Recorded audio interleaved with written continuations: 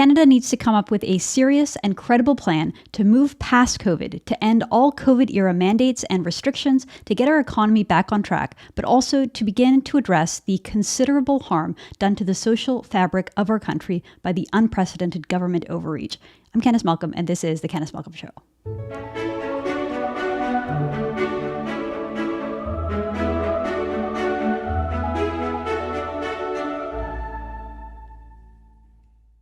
Hi, everyone. Thank you so much for tuning in. So it's become almost like a cliche lately to say that we need to move past COVID. We need to get back to normal. The reality is that we cannot move back in time. We'll never be able to get back to 2019. We need to move forward, yes, but we also need to meticulously study what exactly happened over the past 2 years. We need to investigate what happened and why. We need to cancel the overzealous government programs, yes, but we also need to put in place safeguards to make sure that power can never be abused again, that power-thirsty politicians, overbearing governments cannot undermine our rights and freedoms again in the future. So today I'm very pleased to be joined by someone who is working on these very ideas, working on a project to get us to move forward and to get our lives back on track. I'm very pleased today to be joined by Irvin Studin. Irvin is the founder and editor-in-chief of Global Brief magazine, one of the leading international policy thinkers in Canada. Irvin has been a public policy professor and worked for both the Canadian Prime Minister and an Australian Prime Minister. In 2004, he was a member of a small team who wrote Canada's first national security policy. 2006, he did something similar down in Australia. Irvin holds a bachelor's degree from York University, a master's from both Oxford and the London School of Economics, and a PhD from Osgood Law School.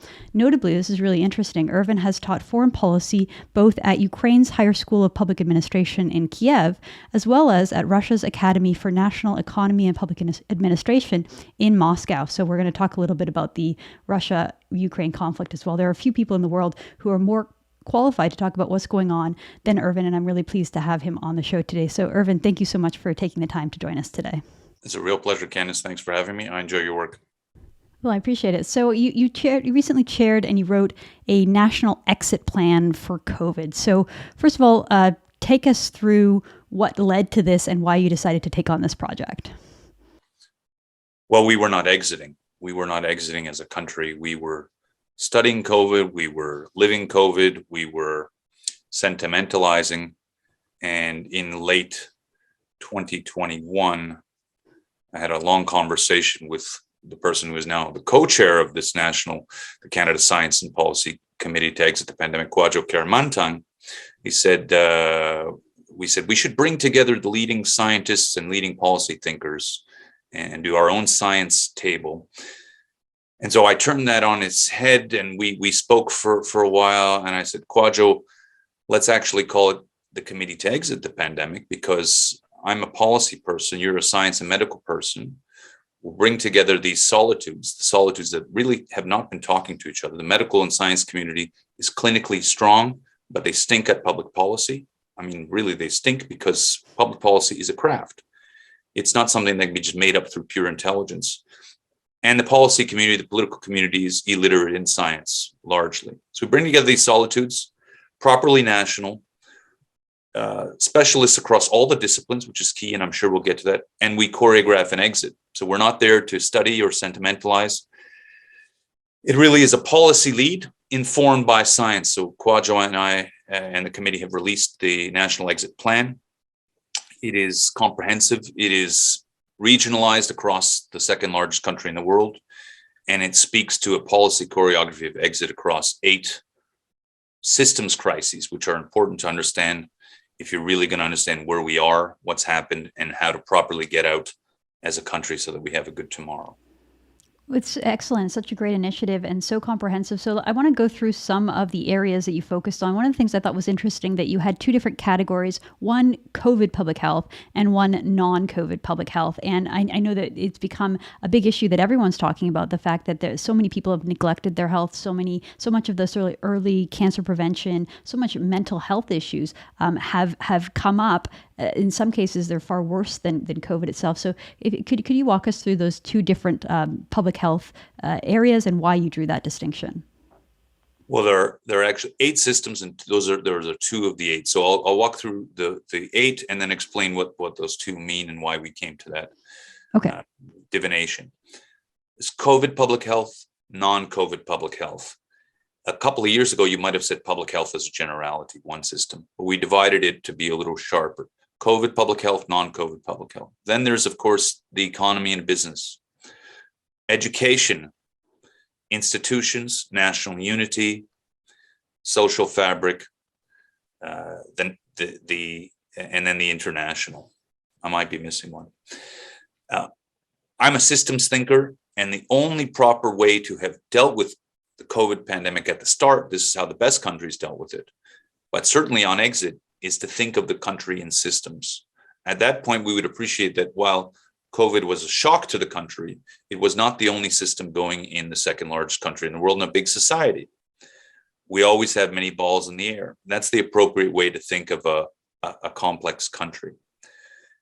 In the early pandemic, through some of the solitudes we discussed, and also through social media and the general inexperience in Canada in dealing with crises of this scale, we reduced all of our reality to COVID counts, for better or worse. And I'm not sentimentalizing, I'm just recounting what was. But then we began to think that COVID was our only condition, and that solving COVID, whatever that meant, would bleed favorably into all these other systems, which we neither appreciated nor understood. As a result of that reduction of all our reality to the COVID public health pandemic, we collapsed the other systems. I mean, literally collapsed. Education, which is near and dear to my heart, and which we've been working on separately through the Worldwide Commission to Educate All Kids, was a total collapse. I mean, kids started being ousted from all education in total. 200,000 kids plus across the country in the Oliver Twist condition, not in any school at all. Businesses were being collapsed and bankrupted and ousted for no reason other than we imagined that the only thing happening was the pandemic. Whereas other countries had an appreciation. The pandemic is here, we put an accent on it, but there are other fish to fry. We have a big country, we can't collapse the economy. Kids should still be educated because tomorrow is going to be difficult. We have to keep the country unified. We have to keep our international standing. We keep diplomatic and intelligence activities, and we didn't. The government closed the society, and the government itself retreated.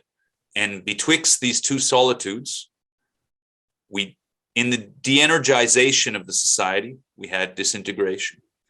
And so the systems approach commends a reconstitution of these systems that were collapsed. That's why when we say COVID public health, we're at an endemic stage. For all practical intents and purposes, the pandemic is over. For Canada, it is endemic. That means it will be seasonal in character. It will be managed seasonally as we do other maladies. And for comorbid or aged or vulnerable populations, we project that much more energy. That's appropriate. That's how an intelligent society thinks. But in non-COVID public health, which we collapsed, we must provide surplus energy. So all the things that were not diagnosed, all the procedures and processes that were neglected or marginalized, the new mental health conditions that were created over the course of the pandemic, the physical health conditions, the general societal angst, children, all of this thing requires energy. One of the working hypotheses of the exit plan is high energy at the front. So no sentimentality, high energy, not because I have a fetish for energy or because I like high energy, it's because we collapse the systems. So we need to reconstitute the systems even to 2019 levels, 2019. We have to provide that much more energy. So it is all the systems at once, high energy at the front, including that vulnerable population in COVID, but especially in non-COVID public health. Huge surge, reach out to the population, who's not well, who hasn't been diagnosed. In the business area, in the business sector, business system as well, reach out to all the companies, who's in trouble, who hasn't been able to access working capital for whatever reason, who's on the verge, who needs to be reconstituted. It's not because government has a central role in business, but because government was responsible for the original ouster. And even if government removes restrictions, tens of thousands of businesses are either on the edge or disappeared. So it's not enough to just remove restrictions, even though that's a key first point in the strategy. All things need to be worked in a simultaneous choreography. But Irvin, we're left with this struggle. So the very people who were in charge, who failed to have the foresight to understand all of these complicated systems, who let them all collapse and focused entirely on COVID. I can kind of understand that in March, April 2020, when we just didn't know what this was and we didn't know how bad it was going to be. But at some point, we realized the limited scope of COVID, that there were certain populations that are very vulnerable and the rest of society not so much. The fact that little kids were punitively punished by COVID policies, even though they're at such small risk. So the very people who let all that terrible things happen and led the charge on that are now the ones that we are going to expect to come up with this plan to sort of move past it. How can we trust these institutions and these people who allowed this to happen in the first place?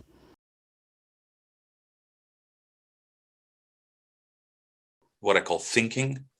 We're at the core of their absence, the absence of leadership and thinking. We're at the core of our collapse. And it was really a calamitous collapse for Canada. I've never seen it. Some people will have difficulty accepting once they see what's happened, that this could have happened in our country. Now, obviously, many of those people are still in decision-making roles at all levels of government, at all levels of public health, across all parties and the professions. We did this plan for them. We did the thinking for them. And many of them, I should say, I could now say it public, fed quietly into parts of the plan because they said, Irvin, you guys do the thinking, you do the structure. We don't exactly understand what the problem is. By the way, many people don't understand what the problem is. They think our problem is COVID and masks and vaccines. That is one widget of a larger system's collapse. It is the key original impulse for collapse. And we need to fix it, but we need to fix it in tandem with all these other systems. So once we have that broad structure, again, the exit matrix is 8 by 21 across all the systems, several months out, across all regions of Canada, with an endpoint, with a strategic endpoint. Once people understand that that is the choreography rather than mask on, mask off, obviously it's mask off, I should just stress, but that's just a tweet, right? Once they understand that, they can start to implement. We've done the thinking, they fed their parts in, they fed us intelligence across the country because the country is very big. So the regional character of the exit is very important. We have to trust that they will execute. And I see in bits now that they are co-opting or directly using our elements, even though many of the systems collapses require really heroic energy in a number of areas because of the depth of the collapse. So that we're talking really national leadership, provincial leadership, coordination amongst the leaderships. And I hope that happens. I'm certainly browbeating them quietly behind the scenes. And we've fed this to all the medical officers of health and deputy ministers and different political parties. But it remains a paradox of the time that we need better leadership for the times. It's not obvious that Canada will survive 10 years out. It's just not obvious. We really have to up our game. Most countries, given the performance of the last 2 years, would not have a tomorrow. And we see this around the world. Different countries are in difficult straits. And we maybe have been forgiven by history. Maybe we do have a tomorrow. But God forbid we should repeat this performance in the next calamity, because it will be more dire. This was not a world historical pandemic on the mortality count. I'm sorry to say it was not. It was a pandemic. It was global. We survived it as a country. We won't survive the next one. We won't survive the next war, the next international conflicts. We have to up our game and understand that we have to draw the right conclusions, right? No feeling sorry for ourselves. And so the exit is to prepare for tomorrow. And that is certainly part of our thinking in the choreography. Okay, well, I have two questions that come from that. I'm not sure which to ask first, so I'll ask you them both, and then you can decide which one goes first. So number one, you said that Canada almost collapsed, and we might not survive. We're lucky to survive 10 years from now. So what is the threat? What might happen, or what could have happened? Are you talking about from a perspective of national unity, of separatist movements, of vulnerability from foreign attacks? Can you describe what you mean by the risk, the existential threat to Canada? And then the second thing is you said that we have to make sure that governments can't do this again. So how can we guarantee, how can we protect our citizens? How can we ensure that future governments don't give themselves this power to act in a way to just declare an emergency, to say something's a bigger threat than it actually is, and be able to go through and destroy our institutions like that in the future? Let me start with the latter question. It's a great question. The latter question is more difficult to understand and to guarantee. We can't guarantee that we'll have the right leadership for the next calamity. Although I suspect that the coming calamities will be much more pressureful for Canada externally and domestically than this one. We overreacted or underreacted, right? Leadership in many cases in leading provinces pretended that they were just one of us rather than leading. When there were closures, whether the closures were right or not, government took all the energy out of the society and didn't compensate for the energy. Right? All of these things are lessons that a society that is serious about non-repetition of catastrophe draws. If we move on in 2022 and pretend that the last 2 years don't exist, and by the way, I worry about that greatly because in the language I hear that things are back to normal, like nothing ever happened. Whereas a serious society, one that loses a war or almost loses a war, or that created or committed grave mistakes of public policy administration, does huge introspection, not self-flagellation, not sentimentality. What did we do wrong? And what must we never repeat? And that's part of our work. Although we're not there to punish or do accountability, that will come in time, right? I've taken notes, but we need to exit in order to create that intellectual space to draw conclusions. And hopefully the next set of leaders will draw that. We need a higher set of leaders across the professions because that goes to your first question. The circumstances around the bend will be wicked for our country. First of all, the world is coming out of its most serious catastrophe since the Cold War, maybe since the end of the Second World War. Huge economic drop, social conflict, collapse in a number of public administration systems in major countries, de-stitching of global structures, and we're the second largest country in the world. So we can collapse because history suggests, as I've calculated, that countries last about 60 years. Countries last about 60 years, after which they collapse either through constitutional domestic collapse or war. We're going on 153, 154 years plus. Means every year on top of that is good luck and work, hard work. And we see many, it's very tragically around the world, many countries that are on the verge of collapse, disintegration, or fighting for their lives, some in war, some through COVID collapse, some through domestic circumstances. And that is not foreign to the Canadian future. We just imagine it so. The pandemic should bring to roost the idea that Canada is just as real as the other countries. We're not exceptional. We've had exceptional good luck. We come out of the pandemic with 4 major domestic pressures, any of which on its own could tear the country apart. The Quebec question is still live, whatever people realize structurally. If Quebec should ever go for whatever reason, there's no rest of Canada, the country disintegrates. The Western question is very, very sharp. It is much sharper than before the pandemic and is not understood by the rest of Canada. The Indigenous question is massive, and it has centrifugal pressures across the country that could make it impossible for the country to be properly governed, even as we imagine ourselves to be doing a national reconciliation, to which I'm sympathetic. And then finally, we've created borders from jurisdiction to jurisdiction, province to province, province to territory, territory to territory, city to city, that have disunified a structure that took over a century and a half to make cohesive.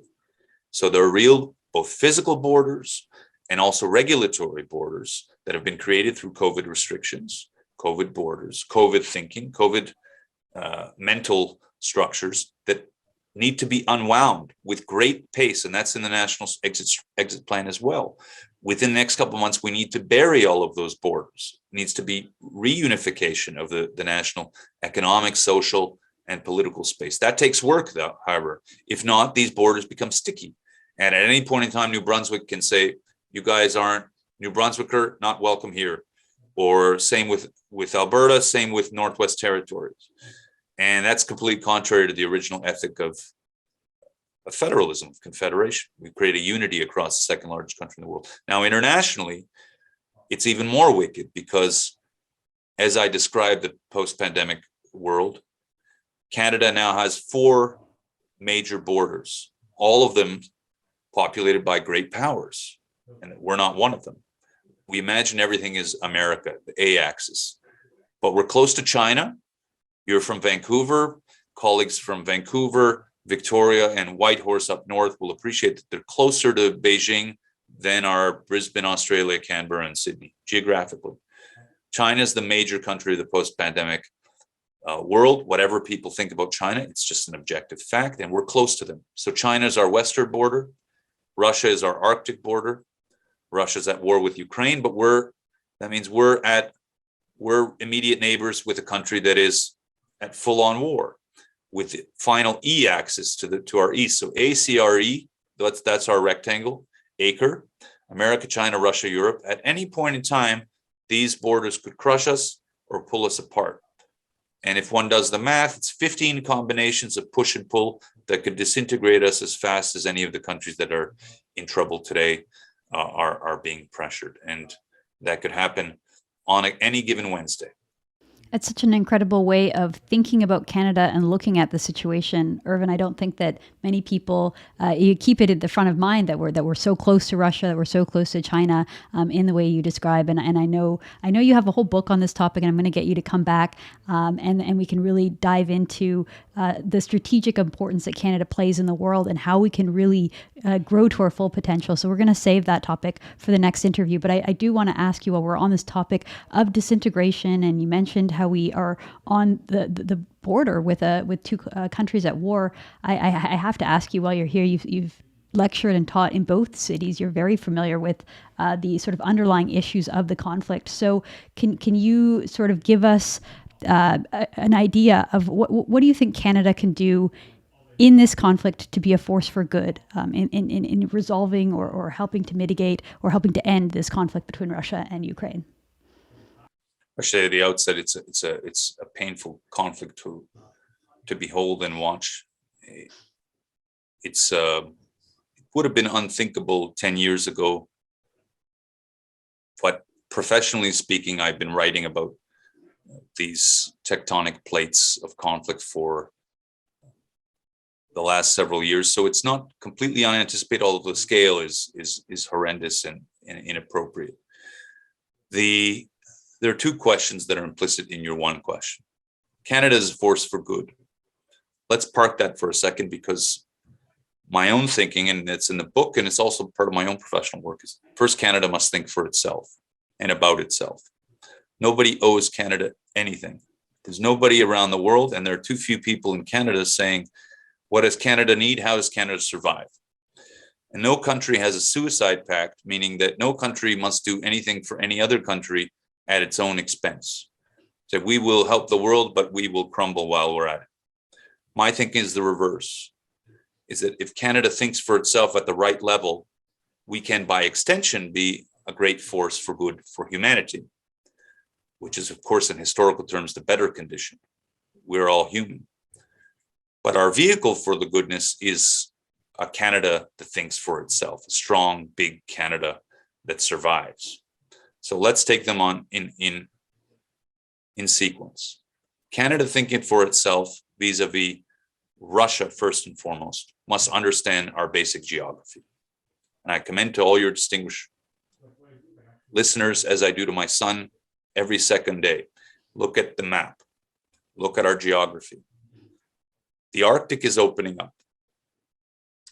Everybody should go visit the Arctic, especially our young. And then you will see that there are 2 Arctic giants this century.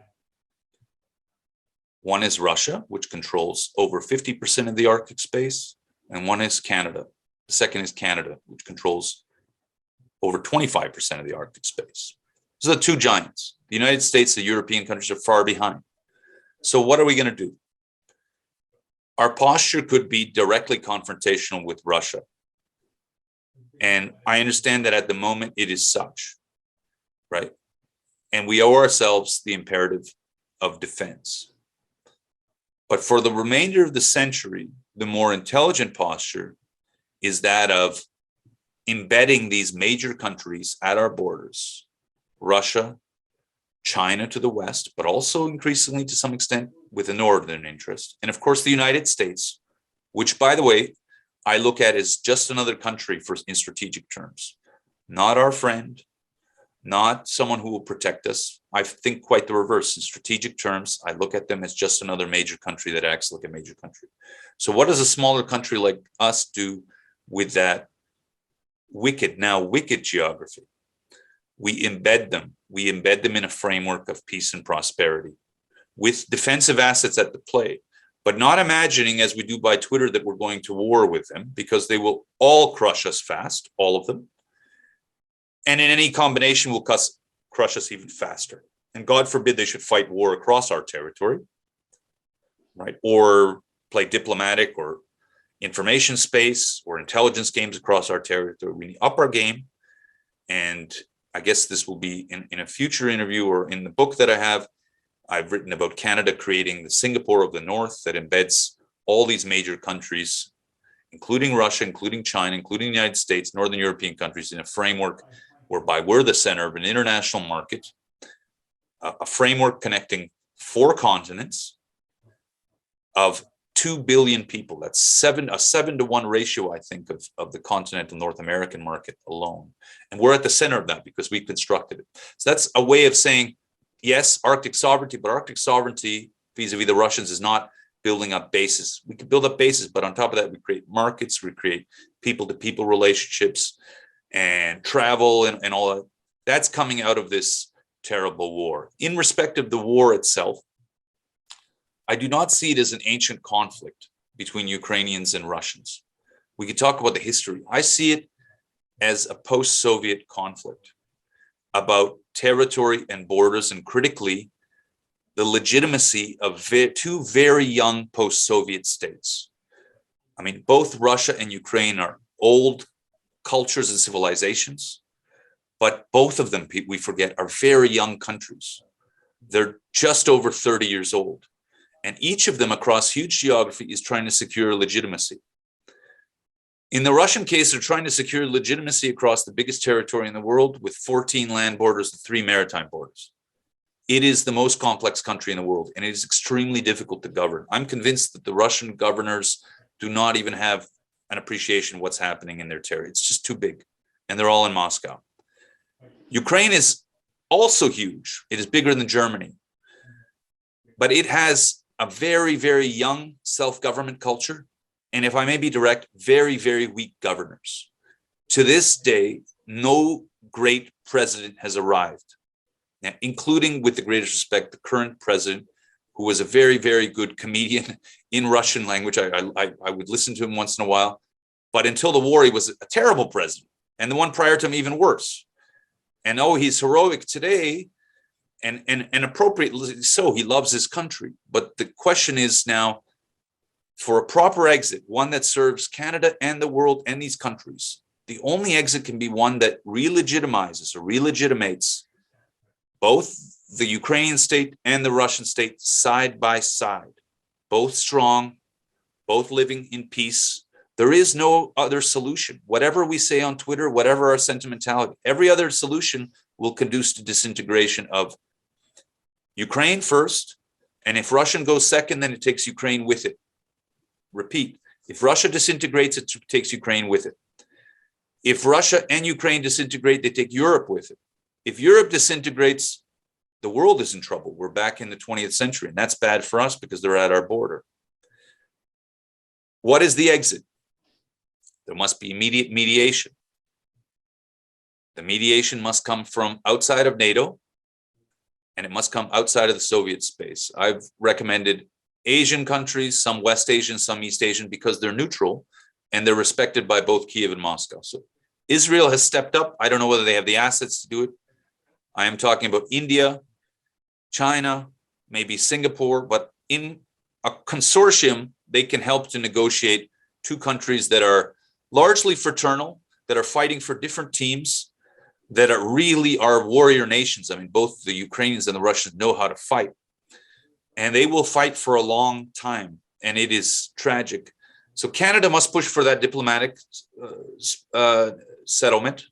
There need to be peacekeepers, in my view, in the end. I think I recommended Indian peacekeepers, again, third force, under the UN umbrella to provide a separation of the belligerents.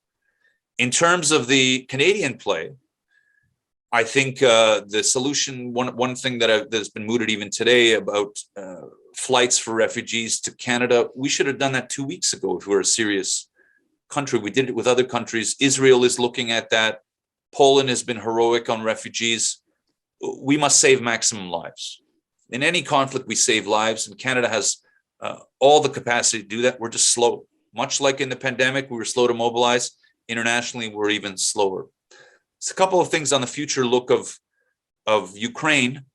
Obviously, it must be a sovereign state, but it will be a neutral state if it survives. And it has to have a character that is, and I talk about this in the book, interstitial. It must be a segue between the European Union and the former Soviet space. It cannot be part of a hard bloc, because otherwise these major blocs will be fighting across this geography, much like we wish to avoid the North American blocs and Chinese blocs and Soviet blocs, post-Soviet blocs fighting across a weakly governed Canadian territory, which will again tear us apart. Oh, wow. I mean, there's so much there, and I really appreciate you breaking it down for us. I completely agree. Ukraine has always sort of been a buffer zone, and even the population itself is a mix of Ukrainians and Russians, and for a long, long time they lived together in one country or one empire, and so it's such a shame to see them break out. But I really appreciate your time, Irvin, your clear thinking on this. I hope that world leaders will take the advice both on COVID and the geopolitics in Europe and the importance of coming to a resolution sooner rather than later. So thank you for all your wisdom, and we'll certainly have you on again to talk about building up Canada and the potential that we have here in our country. My great pleasure. All right, that's Irvin Studin. I'm Candice Malcolm. This is The Candice Malcolm Show.